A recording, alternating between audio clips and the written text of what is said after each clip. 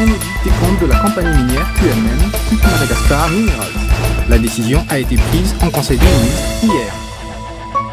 À 6 jours des élections communales et des conseillers municipaux à Madagascar, l'État norvégien a apporté aujourd'hui une contribution de 216 000 $ US au projet SACEM, le soutien au cycle électoral de Madagascar pour l'appui à l'organisation des communales. Dans l'affaire de destitution du président Donald Trump, le Congrès a interrogé Gordon Sondland, ambassadeur américain auprès de l'Union européenne et intermédiaire officiel des pourparlers avec Kiev. Il a directement impliqué le président Donald Trump dans l'affaire ukrainienne. En Bolivie, la présidente par intérim, Janine Áñez, a soumis au Parlement un texte de loi qui annule le scrutin présidentiel d'octobre. Ce texte met également en place un nouveau tribunal suprême électoral chargé d'organiser une nouvelle élection.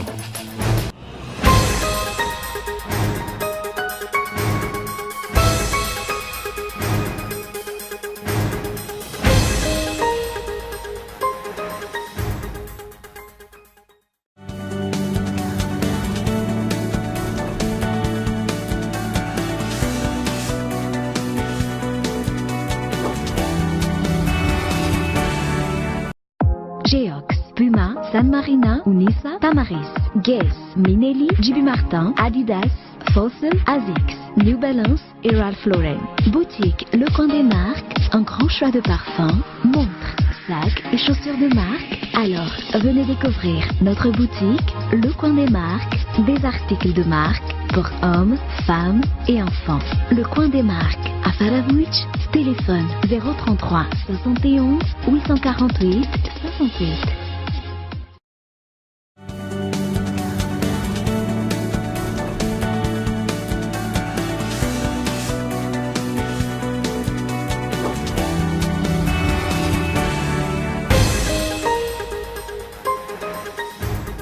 L'État demande un audit des comptes de la compagnie minière QMM, Quitte Madagascar Minerals. La décision a été prise hier en Conseil des ministres. L'objectif est de connaître les retombées de l'exploitation minière sur la vie économique et sociale depuis les 21 années d'implantation de la société dans le pays. L'État malgache détient 20% du capital de QMM qui exploite l'ilménite dans la région de Tolagnar. 80% des actions sont entre les mains de Rio Tinto, une multinationale anglo-australienne. L'État malgache n'ayant pas eu la capacité de financer sa part d'actions, c'est la société Rio Tinto qui l'a fait. Actuellement, QMM s'apprête à procéder à une troisième recapitalisation, ce qui gonflerait les dettes de l'État envers elle. Une situation illogique quand on sait que les ressources minières sont propriété de l'État. En fait, depuis son implantation ici à Madagascar, la société QMM a déjà fait 2 fois la recapitalisation en 2012 et en 2015 et qui donne donc une dette, si on peut dire ça, pour l'État malagasy qui s'élève déjà à 77 millions de $. Le fait que la part d'action 20%, l'État ne peut pas débourser donc son fonds pour souscrire cette recapitalisation. La société Rio Tinto a avancé cette part de l'État. Actuellement, donc, l'état financier de QMM en 2016 a démontré qu'il en a besoin encore de faire une recapitalisation. Et notre loi 2003-036 sur les sociétés commerciales dit que il faut faire ça au plus tard 2 ans après cette constatation. Donc, normalement, avant la fin de l'année 2019, QMM devrait faire cette recapitalisation encore la 3e fois, qui va ajouter 16 millions de $, pour la partie État malagasy. De ce fait, donc, c'est pas logique pour nous, Malagasy. Selon notre constitution, la richesse sous-sol appartient à l'État, que nous subissons cette dette qui s'élève à peu près donc 93 millions de $. De ce fait, le Conseil des ministres d'hier a décidé de demander l'audit des comptes de QMM, un audit des investissements, ainsi qu'un audit organisationnel. Pour le moment, l'État ne compte pas. On va voir d'abord les résultats de l'audit. Et même c'est après cet audit qu'on devrait tenir ce processus de recapitalisation. Audit donc, à la fois audit financier, mais plutôt aussi audit de gestion, audit organisationnel, pour prouver la bonne gestion de la société QMM. Pourquoi donc on arrive à cette situation 20 ans après. L'audit donc sera chargé, il y aura donc un terme de référence d'abord à élaborer pour répondre vraiment aux résultats escomptés à l'issue de cet audit. Et vu l'envergure de ce projet, donc, et en connaissant, en cherchant très bien aussi que Rio Tinto est une compagnie multinationale, donc l'État compte également de travailler avec des auditeurs internationaux renommés dans ce genre d'affaires et avec des avocats des affaires aussi reconnus qui pouvons vraiment défendre l'intérêt de la nation. La convention d'établissement qui lie la société QMM à l'État malgache doit prendre fin en 2023.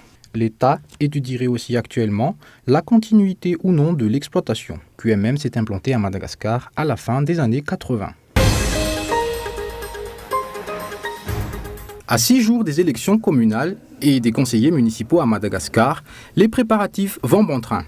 Compte tenu de la répartition des responsabilités, notamment au niveau de l'État, de la CENI et de la SACEM, dans l'organisation des élections, le président de la CENI insiste sur le respect des lois.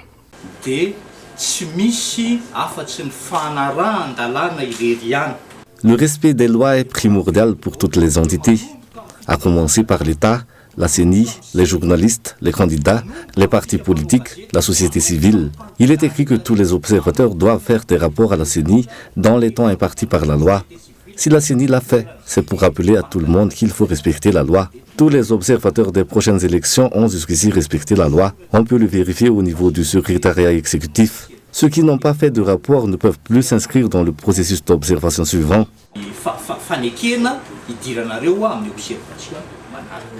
L'État norvégien a apporté aujourd'hui une contribution de 216 000 $ US au projet SACEM, le soutien au cycle électoral de Madagascar, pour l'appui de l'organisation des communales, ce qui en fait le troisième contributeur le plus important du projet SACEM, avec au total une contribution de 1,5 million de $.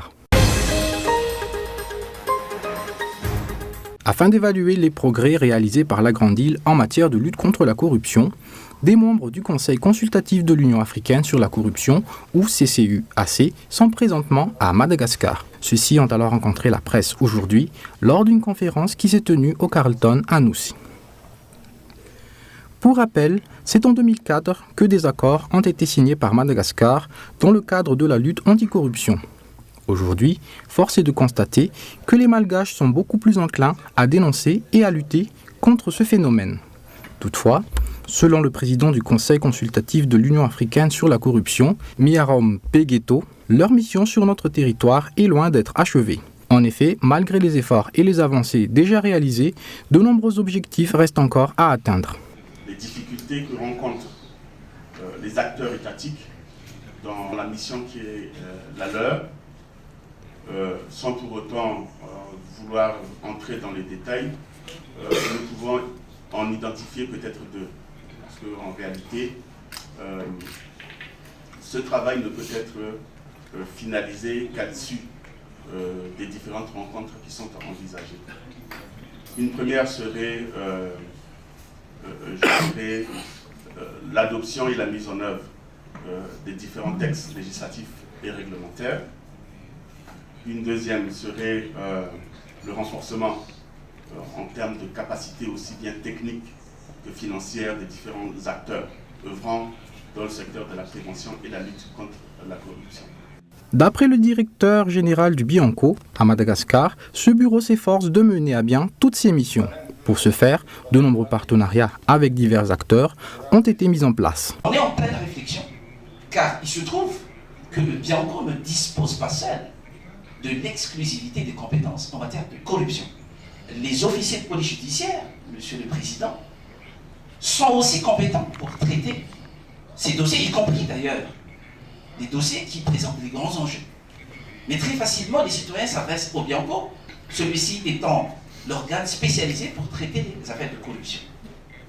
Donc, voilà le premier défi, la première difficulté. On est en pleine réflexion là-dessus, sur justement, avec des doléances de qualité qui présentent d'ailleurs des problèmes de fond. Est-ce qu'on se concentre sur ces grands dossiers en attribuant, comme on ne dispose pas, comme le Bianco ne dispose pas seul. Rappelons que ces membres du CCUAC sont présents à Madagascar depuis lundi. Après eux, C'est une délégation des Nations Unies qui foulera le sol de la Grande Île. Eux aussi viendront évaluer les progrès réalisés en termes de lutte contre la corruption. Cela serait alors prévu pour l'an prochain, toujours selon le président du CCUAC. 38 géomètres ont prêté serment à la cour d'appel à Anous aujourd'hui après avoir suivi une formation de 2 ans. Ils sont désormais reconnus en tant que géomètres experts. On enregistre actuellement 231 géomètres à Madagascar, d'après les chiffres de l'ordre des géomètres à Madagascar. 146 d'entre eux travaillent à titre privé et 85 sont fonctionnaires. Le nombre des géomètres experts se situe en deçà des besoins du pays. Il n'y a pas suffisamment de géomètres dans le pays. Or, les bureaux de la propriété foncière qui existent maintenant au niveau des communes donnent plus de travail aux géomètres. Si dans un district, il devrait y avoir 3 géomètres et qu'on multiplie ce nombre par le nombre de districts, on est vraiment loin du compte. Le ministère de l'Aménagement, de l'Habitat et des Travaux publics a relevé l'importance des géomètres experts qui constituent un maillon important dans le développement du pays. Le savoir-faire exigé par cette profession a été souligné.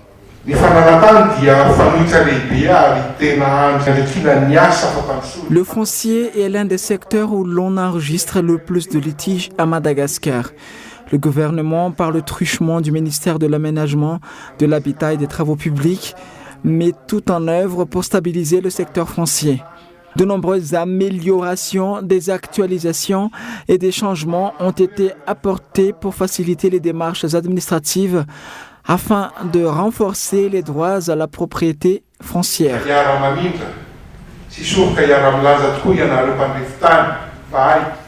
Un certificat d'aptitude a été remis aux nouveaux géomètres experts. Ces derniers travaillent de concert avec les structures de l'État chargées notamment de la propriété foncière, de l'élaboration des titres, du bornage, de la topographie, de la construction des routes et des maisons d'habitation, ainsi qu'avec la justice. À Marantic, alors que de nombreux téléspectateurs étaient scotchés à leur écran pour suivre le match d'hier, match ayant opposé le Niger à Madagascar, une coupure d'électricité s'est produite. Résultat, le bureau de la Dirama de la localité a été vandalisé. Des individus plus que furieux s'y sont effectivement rués et ont tout saccagé. Il s'en est fallu de peu pour que l'endroit soit totalement incendié. Les forces de l'ordre, arrivées à temps sur place, sont en effet parvenues à maîtriser la situation. Bilan donc, un bureau à moitié saccagé, mais aucun mort ni blessé à déplorer. Dès que la coupure est survenue, nous avons contacté les responsables de la centrale hydroélectrique. Des mesures ont immédiatement été prises afin que l'électricité soit peu à peu rétablie. Dans ce cas de figure, la coupure peut durer jusqu'à 1 heure. Effectivement, les opérations à effectuer sont complexes. À noter que cette coupure a duré environ 1 heure. Son origine reste toutefois inconnue. Pour cause, la société privée chargée de la fourniture en électricité de la localité, à savoir Tosi Green, n'a apporté aucune explication, pas plus que la Dirama. De notre côté, nous avons fait en sorte de veiller à ce que l'ordre soit maintenu dans le district. Nous avons envoyé des éléments afin qu'ils patrouillent et surveillent notamment le bureau de la Dirama. Selon les consignes émanant du gouvernement, une enquête devra être menée. Elle concernera aussi bien le personnel de la Dirama que celui de Tosi Green. À l'heure actuelle, le calme est revenu dans le district. Reste donc à attendre les résultats de l'enquête qui, espérons-le, portera ses fruits.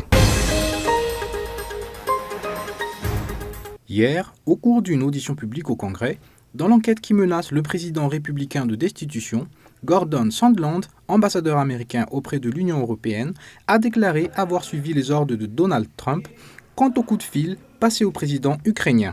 Reportage sur les images de France 24. C'est un témoin clé de la procédure de destitution. Gordon Sondland, un proche de Donald Trump, nommé au poste d'ambassadeur auprès de l'Union européenne pour une généreuse contribution lors de la campagne présidentielle du républicain. Et sa déclaration préliminaire lance un pavé dans la mare. En l'absence de toute explication crédible pour la suspension du versement de cette aide, j'en suis venu à croire que cela ne se ferait pas avant que Kiev ne s'engage publiquement à lancer une enquête sur les élections de 2016 et sur Burisma, comme M. Giuliani l'avait exigé. Rudy Giuliani, avocat personnel de Donald Trump, semble au cœur d'une diplomatie parallèle dont l'objectif est d'obtenir de l'Ukraine l'ouverture d'une enquête sur Hunter Biden en échange d'une aide militaire. Le fils de Joe Biden, candidat démocrate à la présidentielle de 2020, a siégé au conseil d'administration de Burisma, une entreprise gazière ukrainienne soupçonnée de corruption. Quant à l'enquête sur l'élection de 2016, elle fait référence à cette théorie complotiste démontée depuis, selon laquelle l'Ukraine aurait tenté d'influer sur la présidentielle américaine en faveur des démocrates. En décrivant Rudy Giuliani comme l'homme de confiance de Donald Trump, celui qui transmet sa parole, Gordon Sondland lâche le président américain. Le secrétaire à l'énergie Rick Perry, l'ambassadeur Volker et moi-même avons travaillé avec Rudy Giuliani sur les questions relatives à l'Ukraine à la demande expresse du président des États-Unis. Gordon Sondland insiste sur le fait que tout le monde à la Maison-Blanche était au courant et qu'il était personnellement opposé à toute suspension de l'aide américaine à l'Ukraine. En Bolivie, un texte de loi annulant le scrutin présidentiel du mois d'octobre a été soumis au Parlement par la présidente par intérim, Janine Áñez. Ce texte met également en place un nouveau tribunal suprême électoral chargé de l'organisation d'une nouvelle élection. Reportage sur les images de France 24. Nous sommes déterminés à faire en sorte que ce gouvernement de transition puisse mener à bien un processus électoral de manière transparente.